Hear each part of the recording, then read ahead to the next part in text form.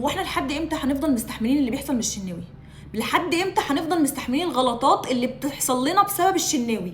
ومحدش يقول الجون مش غلطه. الجون من البدايه غلط دفاعي، بس هو برضه ما تمد ايدك يا عم، مد ايدك. هو انت لما تمد ايدك هتخش النار يا شناوي؟ حد قال لك ان انت لو مديت ايدك هتخش النار؟ ولا انت دراعك يا عيني مشلول؟ في ايه بجد؟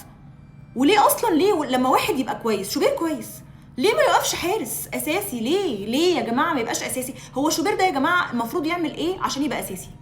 يعني انا كمصطفى شوبير اعمل ايه عشان ابقى حارس اساسي؟